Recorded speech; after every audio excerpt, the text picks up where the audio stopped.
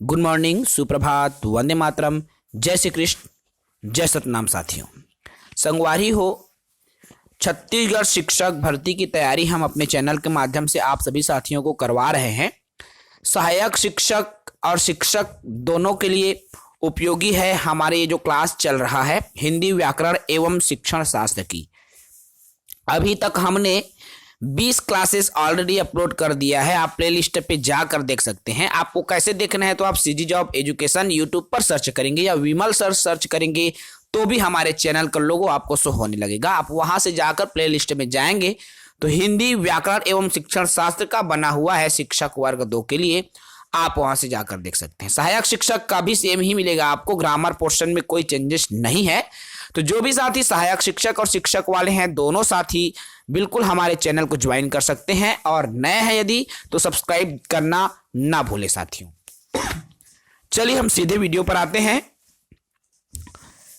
देखिए क्लास 21 है आज का, क्लास 21 है मुहावरे, लोकोक्तियां, अपठित गद्यांश। एक चीज मैं आप सभी साथियों को बता दूं पहले कि साथियों मुहावरे एवं लोकोक्तियों को मैं सिर्फ परिभाषित रूप में बताऊंगा। ये एग्जाम में ऐसा भी पूछता है, पूछा भी गया है। मैं कोई चीज फेंकता नहीं हूं, जो चीजें पूछा गया है मैं उसको साफ बोल देता हूं, हाँ यहां से पूछा गया है, ठीक है। तो मुहावरे एवं लोकोक्तियां, अपठित गद्यांश मैं थ्योरेटिकल बताऊंगा इनकी परिभाषा को, और प्रैक्टिस तो आपको स्वयं करना है साथियों, है ना भाई। मुहावरे कम से कम 500,000 मिलेंगे आपको, लोकोक्तियां भी आपको हजारों मिलेंगी, अपठित गद्यांश भी आपको सैकड़ों मिलेंगी। तो आपको बिल्कुल प्रैक्टिस करना है, ठीक है। बाकी मुहावरे एवं लोकोक्तियां होता क्या है आज के सेशन में मैं पूरा क्लियर कर दूंगा। तो चलिए मुहावरे एवं लोकोक्तियां, इन्हीं पर चर्चा आज की वीडियो में हम करें। मुहावरा होता क्या है तो देखिए, यह किसी वाक्य का वाक्यांश है। क्या है? यह किसी वाक्य का वाक्यांश। अब साथियों देखिए, इसमें कहा गया है कि यह किसी वाक्य का वाक्यांश है, अर्थात यह पूर्ण वाक्य नहीं है। इस बात को आप समझना, ठीक है। यह पूर्ण वाक्य नहीं है। पहले एग्जाम्पल में समझो, जैसे देखो यहां अंगूठा और दिखाना है ना भाई, ये एक मुहावरा है। अंगूठा दिखाना माने समय पर इंकार कर देना, है ना। अंगूठा दिखाना मतलब समय पर इंकार कर देना। अब ये जो मुहावरा मैं शब्द लिखा हूं, आप बताओ यह पूर्ण एक वाक्य को बता रहा है क्या? अंगूठा दिखाना कैसे हम समझेंगे कि एक पूर्ण वाक्य है? यह क्या है? एक वाक्यांश है, अर्थात एक वाक्य का अंश है। इन्हीं को वाक्य में प्रयोग करते हैं। जैसे रावण ने राम को अंगूठा दिखाया, है ना भाई। रावण ने राम को अंगूठा दिखाया, ये पूर्ण वाक्य हो गया। और केवल अंगूठा दिखाना बोलेंगे तो क्या वो वाक्य पूर्ण हो रहा है? नहीं हो रहा है ना भाई। पूरे वाक्य तब बनेगा जब उसको वाक्य में प्रयोग करोगे। इसीलिए मुहावरा क्या है? एक वाक्यांश है, ठीक है ना। तो इसका पहला हो गया पॉइंट मुहावरे का, यह किसी वाक्य का वाक्यांश है, ठीक है ना। समझ में आ रहा है? देखो, इसका स्वतंत्र प्रयोग नहीं किया जा सकता। अभी मैंने कहा अंगूठा दिखाना, रावण ने राम को अंगूठा दिखाया। भाई अंगूठा दिखाना, क्या उसको स्वतंत्र रूप से उसी शब्द का उपयोग कर पा रहे हो क्या? उसको किसी वाक्य के साथ ही, किसी भी वाक्य के साथ ही आप उसका उपयोग कर पाओगे। उसको स्वतंत्र रूप से आप उपयोग नहीं कर सकते, है ना भाई। तो ये दूसरी पॉइंट आपको क्लियर हो गया होगा। चलो तीसरे पॉइंट पर आइए। देखिए, मुहावरे की उत्पत्ति अरबी भाषा के मुहावीरे से मानते हैं। ये जो मुहावरा शब्द है ना, वो अरबी भाषा से लिया हुआ है। आप इसको याद रखें, जो मुहावरे शब्द हैं वो अरबी भाषा से लिया हुआ है, और अरबी भाषा के मुहावीरे, ठीक है, कौन सा शब्द है? मुहावीरे शब्द है, और यहीं से ये लिया गया है। अगले बिंदु पर आओ। देखो, यह लिंग वचन काल के अनुसार बदलते रहते हैं। अब मान लो कोई लिंग है स्त्रीलिंग या पुल्लिंग, कोई वचन है एक वचन, द्विवचन, बहुवचन, और कोई काल है, तो उसके आधार पर ये जो मुहावरा है वो भी क्या हो जाता है? बदल जाता है। ठीक है, याद रखना आप इस बात को। तो ये क्या है? देखो, कोई भी वाक्य जब आप करोगे उसके लिंग वचन में परिवर्तन हो रहा है, तो उसके आधार पर ये जो मुहावरा है वो भी बदल जाता है। ठीक है साथियों, अगली बिंदु है इसमें। देखो, यह मौखिक परंपरा से निर्मित होता है। देखो, यह मौखिक परंपरा है।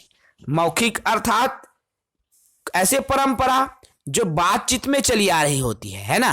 केवल बातचीत करके एक नियम बना देते हैं ना भाई, हाँ तैसे हो गए तैसे हो गए रे, वो आदिकाल से चलता थे, है ना भाई। तो यह मौखिक परंपरा है। ठीक है, मौखिक जो परंपरा है उसी से निर्मित होता है मुहावरा।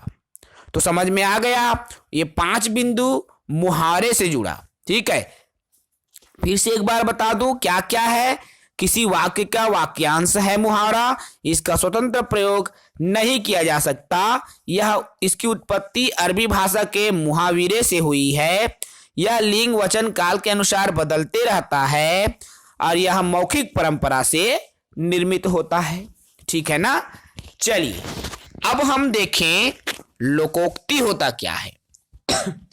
नाम से स्पष्ट है भाई, लोकोक्ति अर्थात लोगों द्वारा जो प्रचलित वाक्य, अर्थात लोगों द्वारा जो वाक्य प्रचलन में आ जाता है, अर्थात जो बोलचाल में एक नियम जो भी बोलते हैं ना, वो क्या है? वह उक्ति बन जाती है, एक कथन बन जाती है, तो वही क्या कहलाता है? लोकोक्ति कहलाता है।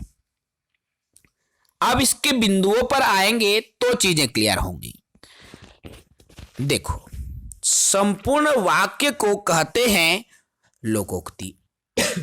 अभी हमने कहा मुहावरे में कि यह किसी वाक्य का क्या होता है? मुहावरा वाक्यांश होता है, जबकि लोकोक्ति क्या है?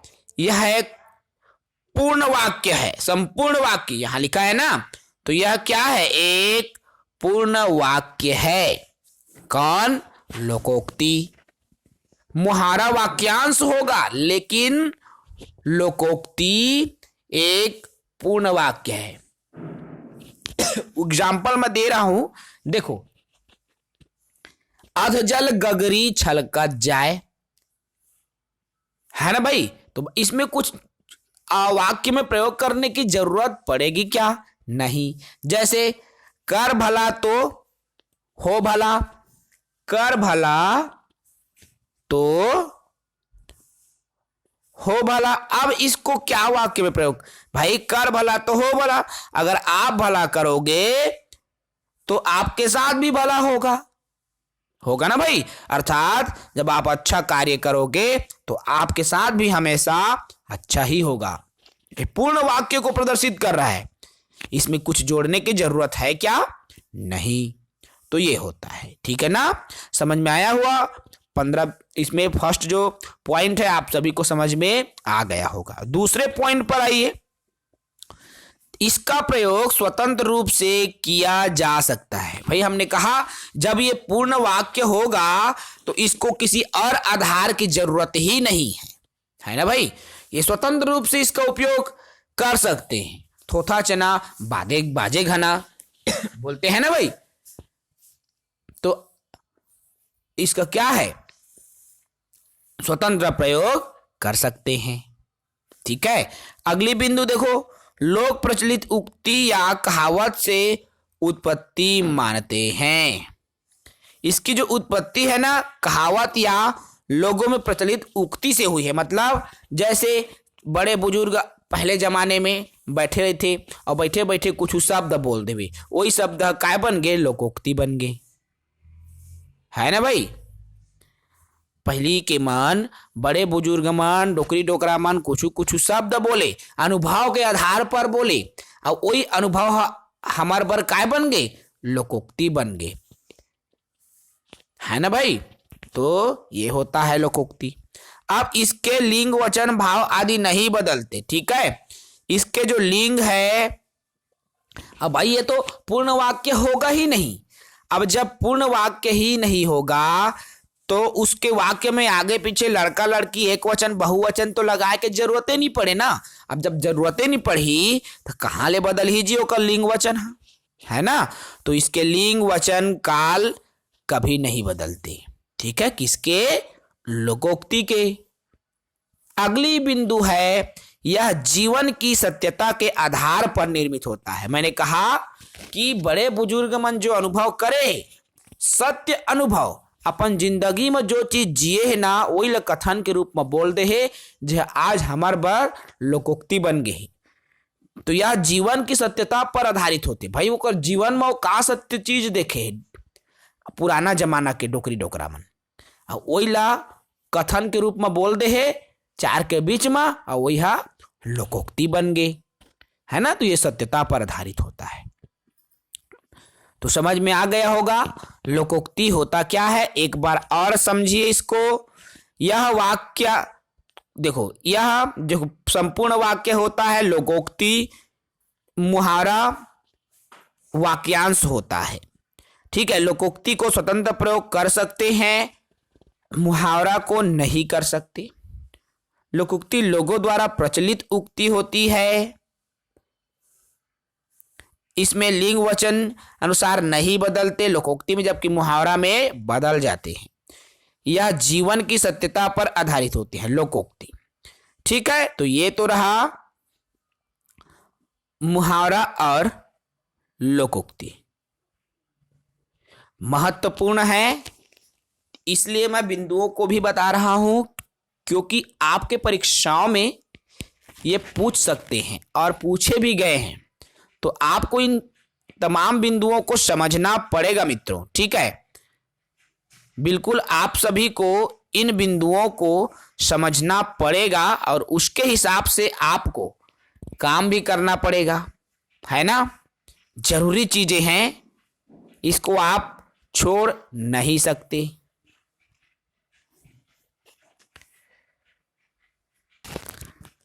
अब इसके बाद हम देखें साथियों अपठित गद्यांश या बोध शक्ति। माफ करेंगे ये थोड़ा क्लियर नहीं है क्योंकि मैं इसको एडिट नहीं कर पाया हूं साथियों।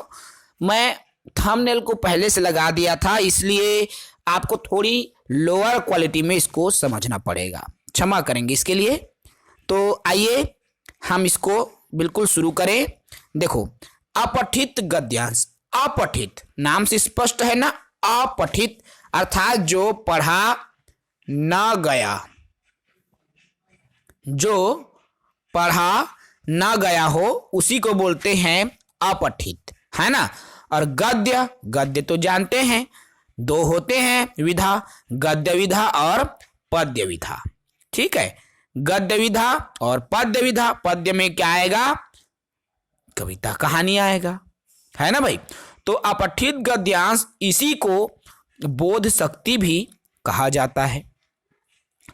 तो इसके कोई हम ये नहीं बता रहे हैं कि ये क्या है, परिभाषा क्या है, आपको थोड़ा सा समझना पड़ेगा। अपठित गद्यांश या बोध शक्ति को आपको कैसे हल करना है, अनसीन पैसेज को। बहुत सारे साथियों का सवाल रहता है कि सर अनसीन पैसेज को कैसे हल करें, तो इन्हीं पर हम कुछ नियमों पर चर्चा करेंगे। देखो काव्यांश या गद्यांश में ध्यान देने योग्य आपको कुछ बिंदुएं हैं जो कि ध्यान देना पड़ेगा। जैसे देखो सबसे पहले ये नियम है साथियों, सबसे पहले देखो आप किसी 10वीं 12वीं की परीक्षाओं में नहीं बैठे हैं, जहां आपको काफी समय मिलता है, आपको क्वेश्चन को बार बार, अनसीन पैसेज को बार बार आप पढ़ सकते हो, प्रश्न को भी कई बार पढ़ सकते हो। लेकिन ये क्या है, कंपटीशन एग्जाम है, यहां पढ़ने का वक्त नहीं मिलता। इसलिए आपको पहले करना क्या है, सीधे प्रश्नों पर आना है। प्रश्न को आप पहले पढ़िए, उसके बाद प्रश्न को आप समझ गए, एक बार पढ़ने के बाद फिर आप थ्योरी में आइए, पद्य या गद्य खंड में आइए और पढ़ते चलेंगे। तो आपको पता चलते जाएगा कि इस प्रश्न का उत्तर ये होगा, तो सीधा उस पर अंडरलाइन करते जाना है। तो सबसे पहले प्रश्न को पढ़ना है, फिर आपको गद्य में आना है। अब एक चीज और याद रखना साथियों, जो पहले प्रश्न होता है उसका उत्तर या तो पहले गद्य में मिलेगा, पहले पैराग्राफ में मिलेगा, या दूसरे पैराग्राफ में मिलेगा। किसका, पहला प्रश्न का उत्तर पहले या दूसरे पैराग्राफ में पहले प्रश्न का उत्तर मिलेगा। इस बात को आप लोगों को समझना है। और जब गद्यांश का उचित शीर्षक लिखिए वाला जब प्रश्न आता है, तो याद रखना उसका जो उत्तर है अंतिम में मिलता है। सबसे अंतिम पैराग्राफ में जब आप आएंगे तो आपको वहां से मिलेगा। तो इन चीजों को आपको समझना पड़ेगा, ठीक है। कहां पर मिलेगा वो चीजें भी जरूरी है। तो ये एक तरीका है। सबसे पहले आप क्वेश्चंस को पढ़ें, उसके बाद जब आप गद्य को पढ़ते जाएंगे तो प्रश्न का उत्तर आपको लगने लगेगा, हाँ पहला प्रश्न का उत्तर ये हो सकता है, ठीक है। शीर्षक जब आप देखें, उचित शीर्षक शुरू से पढ़ने की जरूरत ही नहीं, आपको लास्ट में मिलेगा। पहले प्रश्न का उत्तर आपको पैराग्राफ 1 या 2 में ही मिल सकता है। अब गद्य एवं पद्य की जब हम बात करते हैं तो इनको थोड़ा सा और समझ लो। अभी हमने कह दिया कि ये क्या है, 2 शब्द है, आघन पठित, जिससे पढ़ा ना गया हो, है ना भाई। तो इसको तो हमने बता दिया। ये तरीका हो गया अपठित गद्यांश को पढ़ने का। तो ठीक है साथियों, इस तरह से आपको समझना होगा और पढ़ना होगा। चलिए आज की क्लास को हम यही समाप्त करते हैं, कल की क्लास में फिर चर्चा करेंगे। तब तक के लिए इजाजत दीजिए साथियों, जय हिंद।